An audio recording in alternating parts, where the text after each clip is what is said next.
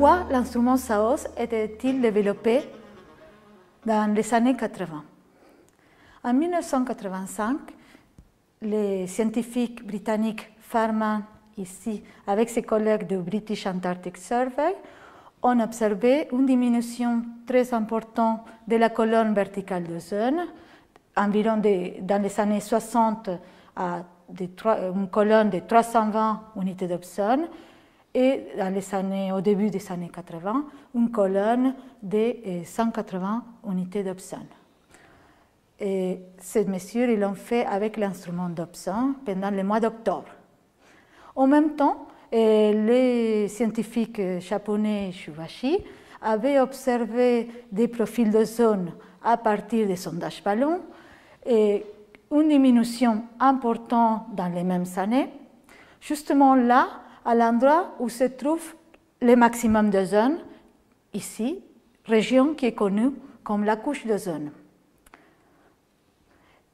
Il existait à ce moment-là, actuellement aussi, des mesures de la colonne d'ozone par les satellites, par l'instrument TOMS, qui a montré que ce phénomène était un phénomène à l'échelle du continent antarctique, qui était appelé ensuite trou d'ozone. 2 ans plus tard, il y a eu la signature du protocole de Montréal pour la protection de la couche d'ozone. Il était signé par plusieurs pays, dont la France, pour réguler et ensuite bannir les substances qui détruisent l'ozone qui ont été faites par l'homme. Et il est entré en vigueur en 1989. Donc, dans ce contexte-là, le SAOS a été développé pour mesurer la colonne d'ozone en continuité pendant toute l'année à haute latitude. Donc, le premier SAOS a été installé à la station de Dumont d'Urville en Antarctique, qu'on peut voir ici. Les SAOS, depuis 1988, il y a eu beaucoup de SAOS installés dans différentes parties du monde. Comme on peut voir dans cette carte, la plupart de ces instruments appartiennent au réseau international ENDAC. Pour continuer à vous expliquer comment l'analyse spectrale se fait par SAOS, donc on reçoit depuis l'instrument les signaux, les spectres, qui est déjà, le courant d'obscurité a été déjà enlevé. Cet spectre il est représenté ici par la courbe rouge. On a les informations du fonctionnement actuel du SAOS, du GPS et de dernière analyse, par exemple l'angle zénithal, 58 degrés, latitude, longitude, le temps d'intégration. Il mesure chaque minute le signal et aussi les courants d'obscurité si nécessaire, si le temps d'intégration a changé. Donc ensuite, si on passe à cet ordinateur, on a les spectres qu'on a mesurés, les signaux, mais on doit les caler en longueur d'onde, car la température fait qu'il peut y avoir des mouvements ou il peut se décaler. Pour faire ça, on utilise un spectre de référence qui est représenté ici par la courbe rouge ou à un angle zénithal plus faible, 45 degrés par exemple, pour que l'absorption due à l'ozone et les autres constituants soit minimum dans le parcours optique. Donc on compare les 2 spectres et on les cale par rapport à les raies de Fraunhofer qu'on observe ici, qui sont très connus, la position. Et de cette façon, on arrive à avoir un signal, chaque fois qu'il y a une mesure, un bon calage de le signal sur la longueur d'onde. On le réalise, on peut voir dans cet écran, avec cet polynôme. Ensuite, on utilise la loi de Beer-Lambert, ça veut dire si on a un rayonnement incident vers un milieu, l'atmosphère dans notre cas, le rayonnement de sortie, ça va dépendre du rayonnement incident pour l'exposition de moins tôt. Taux, c'est l'épaisseur optique, ça veut dire la transparence de ce milieu, l'atmosphère, aux différentes longueurs d'onde. Les rapports du spectre nous donnent l'épaisseur optique.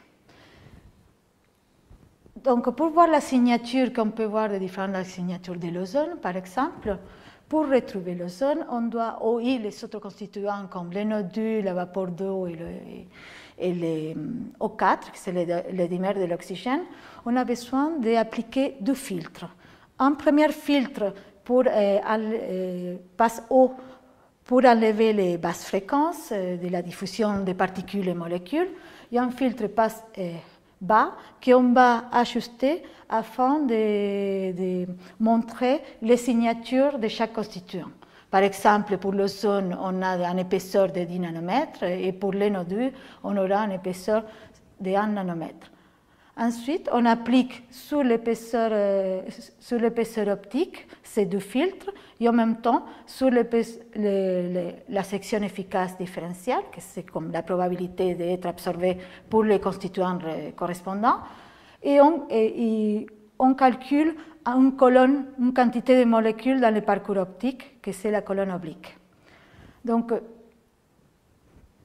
c'est du signaux, on va dire, et la corrélation de ces deux signaux, de l'épaisseur optique et la section efficace différentielle multipliée par la quantité de molécules qu'on a trouvées, doit être la meilleure. Et on le fait d'une façon itérative 5 fois pour retrouver la valeur de chaque constituant. Donc, ici, je vous montre plutôt l'analyse spectrale en angle où les SAOS, la mesure dans les visibles des SAOS et les sensibles à 90 degrés, parce que le parcours optique dans la stratosphère est important. Donc, on observe que la courbe bleue qui correspond à l'épaisseur optique où on a appliqué ces deux filtres, par exemple ici pour l'ozone, et la courbe rouge qui représente les sections efficaces différentielles multipliées par la quantité de molécules qu'on a trouvées, sont bien corrélées. Donc, dans ces cas-là, on les fait pour chaque constituant, l'ozone, les nodules, la vapeur d'eau et O4, et on passe d'une épaisseur optique différentielle avec tous les absorbants ici en rouge, on passe à une épaisseur optique résiduelle, que c'est la courbe bleue, très petite. L'optimum, ça serait qu'il soit plat, mais ce n'est pas possible, il y a des petits erreurs, et donc, mais qu'il soit inférieur à 1 sur 1000. Une fois que l'analyse spectrale a été faite, il est fait une mesure à ASAP, as soon as possible, pendant le crépuscule, et environ chaque 15 minutes, ça on peut le changer, par exemple à Paris, on le fait chaque minute pour pouvoir regarder la pollution. Et donc, une fois qu'on a fini la journée, on envoie les données au LATMOS, qui est ici, à Guyancourt, où cette colonne oblique doit être transformée dans une colonne verticale. Pour faire cela, on utilise un coefficient qu'on appelle Hermat factor climatologique qui transforme cette colonne oblique en une colonne verticale et finalement on obtient la moyenne de tous les points mesurés pendant le crépuscule, ça va être la mesure SAOS. Ce traitement, ça se fait en temps réel et aussi on fait un contrôle de qualité de la mesure. Donc, les SAOS aussi, ils sont très utilisés, les mesures SAOS, pour la validation satellitaire. Par exemple, ici à l'OHP, on a les SAOS en rouge et les autres couleurs représentent les différents satellites. Sur SVUV, c'était le même type d'instruments, mais sur différents satellites. Donc, ils ont fait une série homogène. Donc, on peut comparer avec des séries qui ont retraité les satellites, mais aussi on peut comparer entre les différents satellites. Et les données SAOS sont aussi utilisées pour calculer la perte d'ozone en région polaire. On observe en Antarctique une perte environ de 50%. Par contre, il est plus faible en Arctique, mais avec une variabilité plus importante. Et comme je mentionnais avant, à Paris, par exemple, dans des régions très polluées, l'ESAOS il est capable de mesurer les nodus troposphériques. Et par exemple, cette année, c'est l'année 2020, où il y a eu les confinements à cause du Covid. Et donc, on observe une diminution importante pendant cette période. L'ESAOS est un instrument qui fonctionne par télédétection passive et il utilise le soleil comme source lumineuse qui va réagir avec l'atmosphère et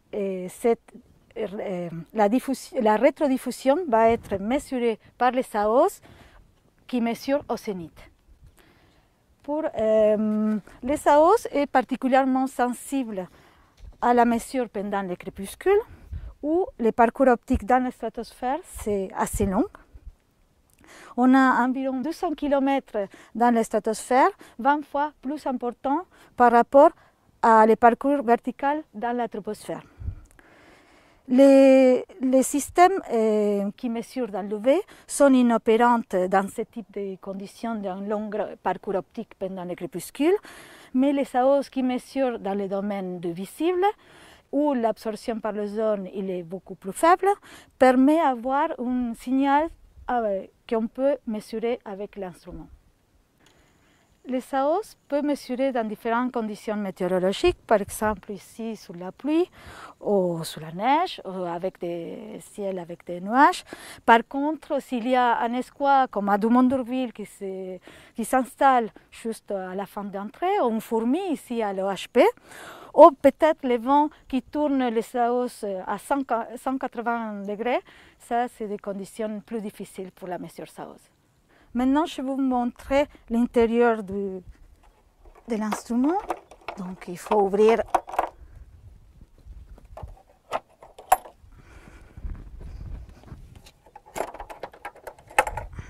délicatement l'instrument. Attendez.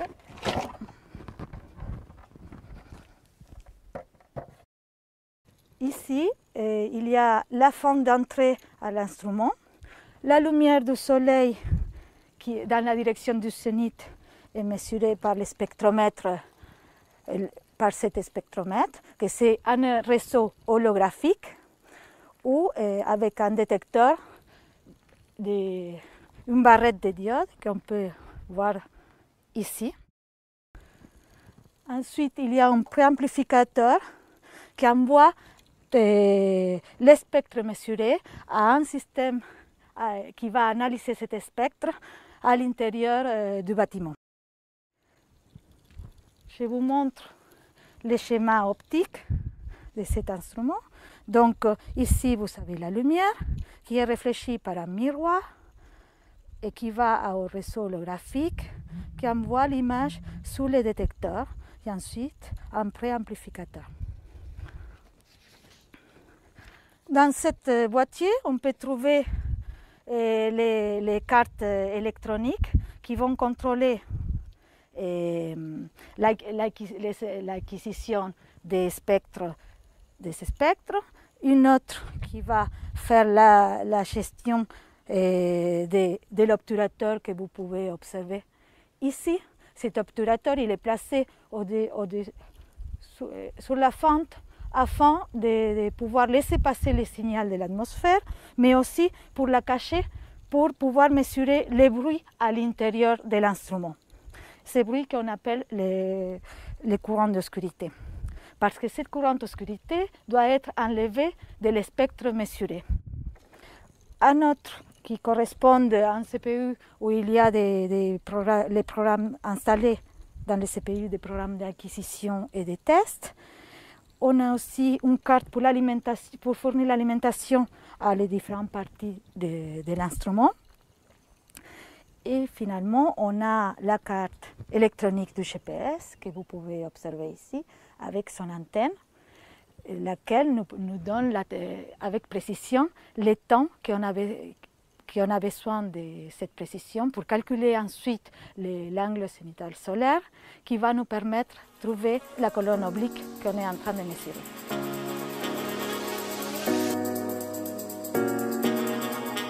Comme je suis toute seule dans la salle, je m'enlève le masque pour vous expliquer les Dobson. Et cet instrument, c'est l'instrument pionnier pour la mesure de la colonne d'ozone. Il a été développé par Gordon Dobson dans les années 20 et c'est le premier instrument qui fait une mesure directe de l'intensité relative à deux longueurs d'onde. Une longueur d'onde absorbée par l'ozone et l'autre que l'absorption est négligeable. Donc, les Dobson qui étaient installés à Halley Bay depuis 1957 a montré qu'une diminution très importante dans les années 70-80 par rapport aux données qui étaient observées dans les années 60. Et le groupe de Farman a publié en Nature cette découverte qui a donné lieu aux fameuses trous d'ozone en Antarctique. Depuis les premières Dobson qui ont été installées en Suisse, il y a eu plusieurs Dobson et actuellement, plus de 80 stations ont des Dobson qui envoient des données régulières au centre des données WUDC. Plus de 80 stations Dobson envoient de façon quotidienne leurs mesures au centre de données WUDC, mais et aussi 15 stations font partie du réseau international ENDAC.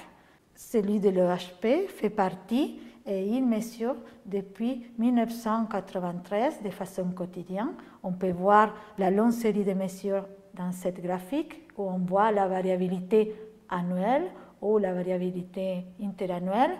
Ces longues séries de mesures sont très importantes pour pouvoir faire des calculs de tendance. Les Dobson mesurent la lumière qui vient du Soleil vers l'instrument. Ils mesurent les rayonnements solaires dans différentes longueurs d'onde dans l'ultraviolet. Le principe consiste à mesurer dans une longueur d'onde fortement absorbée par l'ozone et l'autre qui est absorbée d'une façon négligeable. Donc l'ozone est obtenu en utilisant le rapport de ces deux intensités. Les Dobson peuvent mesurer de deux façons, au zénith, qui va directement à l'instrument à partir de la fenêtre en quartz qu'il y a en haut, et aussi au crépuscule. Ça c'est au zénith au crépuscule particulièrement, le parcours optique est assez long dans l'éthosphère et après descend dans la troposphère, ou la mesure qu'il est utilisée habituellement, la direct sun, qui pointe directement au Soleil, où la précision de la mesure est meilleure. Donc, les facteurs géométriques pour convertir la colonne oblique en colonne verticale, c'est seulement 1 sur le cosinus de l'angle zénithal, que c'est celui-là. Pour faire la mesure, on a besoin d'un opérateur pour la mesure du Soleil direct qui bouge la coupole, ouvre la trappe afin de laisser passer le Soleil directement dans la coupole. Ensuite, on introduit un diffuseur pour homogénéiser la lumière et surtout ne pas casser les détecteurs qu'il y a dedans. Et finalement, on introduit sur la fenêtre ce périscope et donc dans lequel l'opérateur doit faire bouger les prismes pour envoyer la lumière du Soleil vers l'instrument.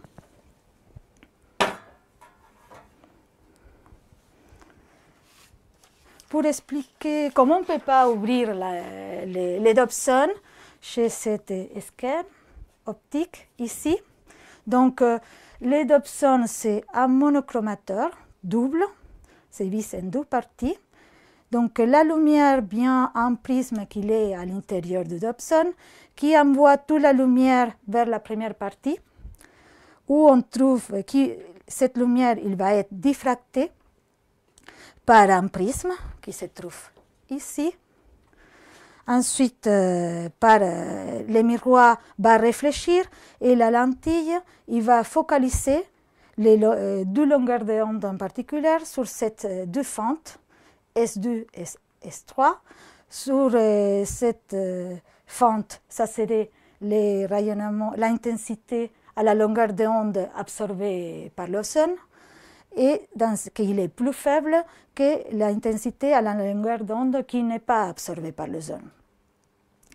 Cette plaque de quartz, ce qui permet, c'est changer les paires de longueur d'onde qui va utiliser le Dobson, car le Dobson va utiliser deux paires de longueur d'onde, où la contribution du aérosol est la même. Et donc, on peut s'affranchir de toute la diffusion des particules. Donc, une fois qu'il passe les deux fentes, il va à la deuxième partie de le spectromètre, où les deuxièmes prismes, miroirs, lentilles et aussi une plaque de quartz permet avoir une image nette sur la surface des photomultiplicateurs, que c'est le détecteur qui va transformer cette lumière en courant électrique. Ce que je voudrais mentionner aussi, que ces plaques de quartz, elle est mobile, c'est de cette façon-là qu'il détermine quelle paire de longueur d'onde il y aura. Il va mesurer parce qu'il change les points d'incidence sur les prismes. Et de cette façon, il choisit la longueur d'onde. Un autre élément important, c'est le cale conique qui est revêtu d'une surface d'absorption qui il bouge, soit il avance, ils sont ensemble ou ils se séparent, de façon à diminuer ou à augmenter cette intensité. Parce que l'idée, c'est avoir que les photomultiplicateurs, une fois que les deux intensités sont la même, ils repèrent la position de ces deux cales à partir de cet cadran externe où chaque valeur représente la quantité d'ozone en utilisant différentes tables de calibration qui sont particulières à cet instrument. Cet instrument doit être calibré chaque environ 3 mois avec des lampes qui sont propres à l'instrument, et aussi il participe à différentes campagnes d'intercomparaison chaque 4 ans où chaque partie du Dobson est évaluée pour différentes conditions atmosphériques.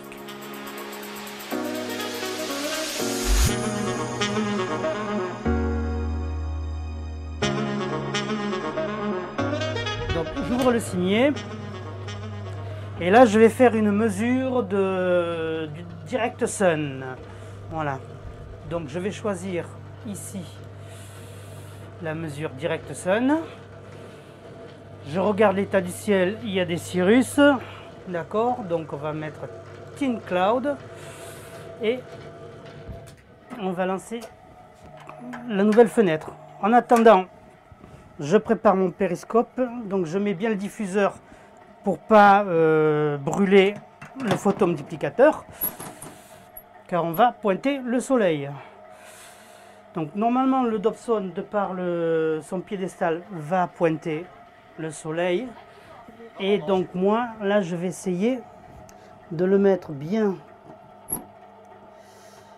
sur la fente du détecteur, et je vais faire pendant toute la mesure la poursuite en angle du soleil. Voilà, là je lance donc la mesure et régulièrement je viens vérifier